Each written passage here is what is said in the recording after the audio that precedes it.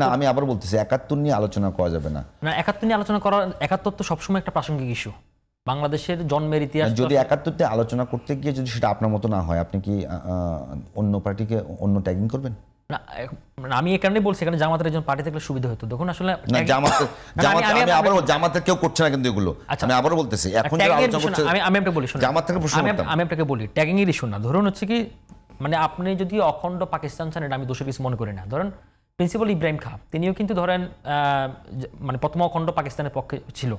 পরবর্তী যখন গণঅভ্যুত্থানের গণহত্যা চালানো হলো, তখন কিন্তু উনি পাকিস্তানকে মানে ডিনাউন্স করছে। এখন ব্যাপারটা হচ্ছে, ধরুন আপনার চাওয়ার, এটা তো রাজনৈতিক স্ট্যান্ড, আপনি চাইতেই পারেন অখণ্ড পাকিস্তানকে ভয় করার, কিন্তু যখন আপনি গণহত্যা হলো তখন আপনি তার পক্ষে তাকে সমর্থন দেওয়াটাই অপরাধ। সে জায়গা থেকে তাকে আপনি আবার সাপোর্ট দিচ্ছেন, তাই না? বিচারযোগ্য দিচ্ছেন, তাহলে তো সেটা ফৌজদারি অপরাধ। এখন ফৌজদারি অপরাধ তো ৫০ বছর ১০০ বছর পরে বিচার হতে পারে। এই কারণেই জামাতের বিষয়টা মানে প্রাসঙ্গিক হচ্ছে। এই কারণে আমি আপনাকে বলি, ধরেন জামাত এখানে বললো মনে করছে ট্যাগিং করা, কারণ সেটা ফৌজদারি অপরাধের সাথে জড়িত। এখন মানে আপনি ধরেন আমেরিকা কিন্তু সবচেয়ে বেশি ডেমোক্রেটিক প্র্যাকটিস করেন। আপনি তার হোয়াইট হাউসের সামনে গিয়েও কিন্তু ট্রাম্পের গালি দিতে পারেন, ট্রাম্প এতে মাইন্ড করবে না, কিন্তু সেখানে আপনি কমিউনিজম নিয়ে কথা বলতে পারেন না, কারণ সোশ্যালের কিছু ব্যারিয়ার আছে। এখন আমাদের এই দেশেও এখনকার হঠাৎ ওই মাহিন যে প্রসঙ্গটা বললো, আকার ইঙ্গিতে যাদেরকে বোঝানোর চেষ্টা করলো, সেটা আমি একটু ক্লিয়ারলি বলি। ধরেন হচ্ছে কি, এখনো পর্যন্ত ধরেন ভাই মুক্তিযুদ্ধ হয়েছে, আপনি দেখেন এই যে দলটার কথা বললেন, সেই দলটার কি পরিমাণ দ্বিচারিতা। সেখানে দেখুন তাদের আমির বলতেছে আমরা বারবার ক্ষমা চেয়ে ফেলছি, আমরা ক্ষমা চাইতে পারবো না। আবার তাদের অ্যাক্টিভিস্ট বা তাদের যারা পলিটিক্যাল কর্মী, তারা বারবার বলতেছে এটাকে আবার হালাল করার চেষ্টা করতেছে। আবার বলতেছে যে এটা ভারতের সাথে একটা যুদ্ধ ছিল পাকিস্তানের, আমরা এখানে ষড়যন্ত্রের শিকার হলাম, আমাদেরকে ভুল বোঝানো হয়েছে। আবার দেখুন এই তাদের জায়গাটাতে তারা কিন্তু স্টেবল থাকতেছে না। এবং ধরুন এই আমাদের এই অ্যাটমসফিয়ারে কেন এই আলোকগুলো আসতেছে, এখানে শহীদের মানে সংখ্যা নিয়ে আমি কোনো বিতর্ক করতে চাচ্ছি না। কে স্বাধীনতা চাইলেও স্বাধীনতা চাইলো না, সেটা হচ্ছে বড় কথা হচ্ছে কি ভাই, তারা মানে গণহত্যা চালাচ্ছে, এটা তো ট্রু ফ্যাক্ট।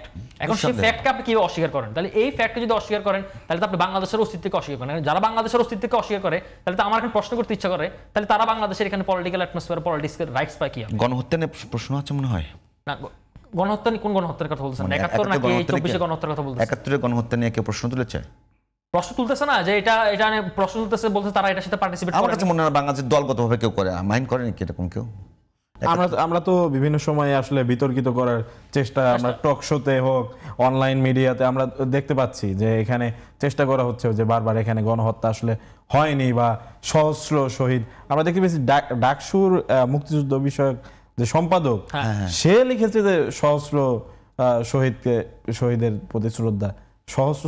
এমনকি তার যে ওই বিতর্কিত ফেসবুক পোস্ট, সেখানে একবার মুক্তিযুদ্ধ শব্দটাই নাই, অথচ সে মুক্তিযুদ্ধ সম্পাদক। তাহলে কারা এখানে এসেছে? আমরা তো বারবার সেই কোশ্চেনটাই করছি, কাদের উত্থান? চিন্তা চেতনা। এনসিপি অবশ্যই এই যে শক্তি, এদের গজিয়ে ওঠা এটাকে বাধাগ্রস্ত করবে এবং এটা এনসিপির স্বার্থে। আচ্ছা, গুড। রাকিব যদি কিছু বলতে চান এই বিষয় নিয়ে? এই বিষয় নিয়ে আর কিছু বলতে চাই না। আমি আসলে একটু এখন নির্বাচন কমিশন একটা প্রশ্ন বাদ গেল, সেটা আমি একটু বলতে চাই। মাইনরিটি বলে ফেলেছি। আসলে দেখুন, ইলেকশন কমিশনের জন্য কিছু চ্যালেঞ্জ রয়েছে। কালকে তফসিল ঘোষণা হবে, আমরা যে পিএসসি বা পুনর্গঠন এগুলো নিয়ে আলাপ করার সুযোগ নেই। কিন্তু এই মুহূর্তে আমি যে সবচেয়ে বড় চ্যালেঞ্জটা দেখি, সেটা আমি অনেকবার আপনাদের টক শোতে বলেছি, সেটা হচ্ছে কি এই ইলেকশন মানে গণঅভ্যুত্থানের পরবর্তী সময় গঠিত হয়েছে, সে একেবারে ফ্রেশ নিউ কামার। তো তার কয়েকটি পাইলটিং ইলেকশন করা যেত। আমি পুরোপুরি স্থানীয় সরকারের কথা বলতেছি না, কয়েকটি সিটি কর্পোরেশন, কয়েকটি উপজেলা, কয়েকটি পৌরসভা যদি করতে পারতো, তার সক্ষমতা আমরা যাচাই করতে পারতাম। আর সবচেয়ে বড় যে চ্যালেঞ্জটা, আমি জানি না সরকারটাকে কিন্তু মাথা নিচ্ছে কিনা, সেটা হচ্ছে ধরুন এবার কিন্তু 12,40,00,000 ভোটার, তাই না? এবং আপনাকে দুইবার ভোট দিতে হবে, গণভোট এবং জাতীয় ইলেকশন, তার মানে 25 লক্ষ ব্যালট। এখন আমাদের ব্যালটের একটা সংকট রয়েছে, বাক্সের একটা সংকট রয়েছে, আমি যেটুকু জানি। এবং আপনি ধরেন বাংলাদেশ এর আগে সর্বোচ্চ 9 সালে তারা হচ্ছে কি 7 কোটি বা 7.5 কোটি ভোটারের ভোট করেছে। এত বড় সক্ষমতা কিন্তু বাংলাদেশের নাই। এবং আমি যদি ধরেন 70% যদি ভোট কাস্টিং হয়, তার মানে 20 কোটি 3/7 কত আসে, মানে 14-15 কোটি মানুষ কিন্তু ভোট কাস্টিং হবে এখানে। তো সেই জায়গা থেকে আপনার এই ব্যালট গণনা কখন আপনি গণে শেষ করবেন? তারপর আপনার বুথও বাড়াচ্ছেন না, কেন্দ্র বাড়াচ্ছেন না, তারপরে নতুন করে নিয়ম করা হচ্ছে যারা বেসরকারি ব্যাংক তাদেরকে আপনি যুক্ত করতেছেন না, তাহলে এত প্রিজাইডিং অফিসার, সহকারী প্রিজাইডিং অফিসার আপনি কোথায় পাবেন? তো এই যে সরকারের একটা প্রস্তুতির ঘাটতি কিন্তু রয়ে যাচ্ছে, এবং এটা কিন্তু সরকার আড়াল করার চেষ্টা করতেছে। তার আগে আপনাকে আরেকটু যোগ করতে চাই, গত 2 দিন আগে নৌপ উপদেষ্টা জনাব সাকাওয়াত হোসেন, তিনি কিন্তু 1.5 বছর প্রায় ঘুমিয়েছিলেন। হঠাৎ করে তিনি ঘুম থেকে উঠে বললেন যে আমরা নির্বাচন করার জন্য বা এইসব করার জন্য আমরা আসি নাই, শর্ত ছিল না। এখন তার মানে কোন শর্ত আপনাকে এখানে বসানো হয়েছে? 3টা শর্ত আপনাকে এখানে বসানো হয়েছে। একটা হচ্ছে কি আপনার বিচার, একটা সংস্কার, একটা নির্বাচন। এবং নির্বাচনের মাধ্যমে আমাদের গণতান্ত্রিক উত্তরণের যাত্রাটাকে আপনাকে অব্যাহত করার জন্যই আপনার এই প্রসেসের মধ্যে আপনার যেতে হবে। এখন আপনি অস্বীকার কেন করতেছেন?